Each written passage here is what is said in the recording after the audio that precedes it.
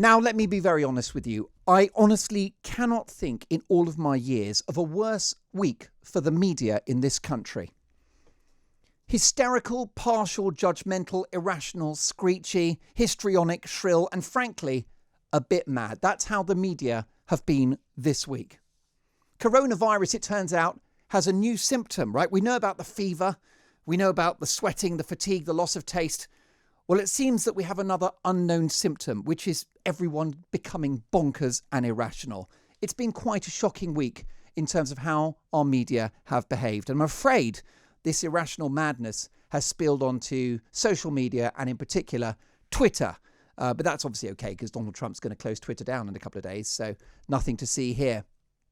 But let me be clear. If Dominic Cummings was now languishing in a jail, having outrageously flouted the rules and broken the law over lockdown, then, of course, a moral victory could rightly be claimed by the Mirror and the Guardian, who, in inverted commas, broke the original story. And Emily Maitlis's partisan monologue on Newsnight, I call it No Viewers Night, would have suddenly looked very wise. But of course, it wasn't. It was deeply ill-judged.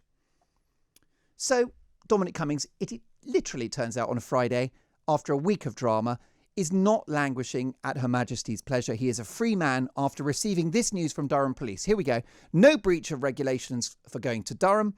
Barnard Castle might have been a minor breach of regulations. Police would simply have asked him to return to his address. No intention of taking further retrospective action. Nothing to see here. Now, I am no Dominic Cummings fan. And if I'm honest with you, I feel that he luxuriated in the grey area of the rules.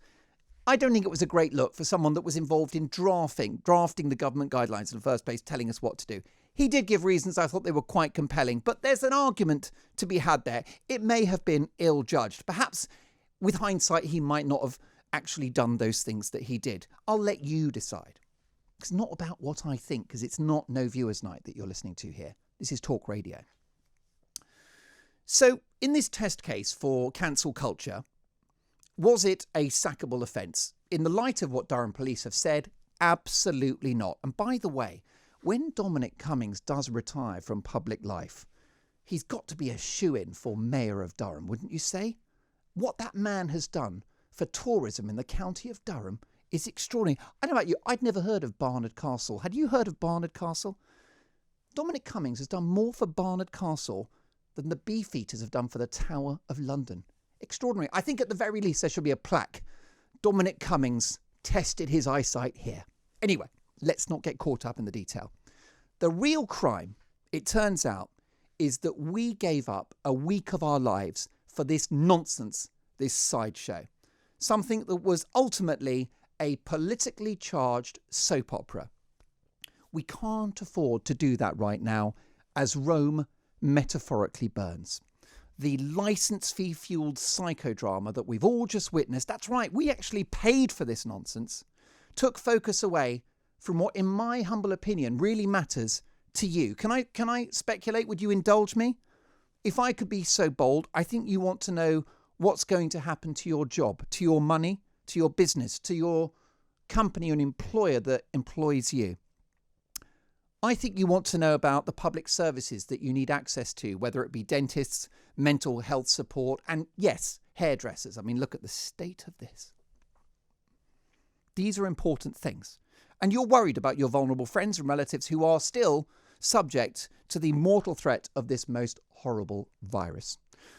So that is what matters to you. The rollout of NHS test and trace service, that matters, doesn't it? The furlough scheme matters. Support for the self-employed, mortgage holders, renters, matters. Schools, workplaces and hospitality venues reopening, matters.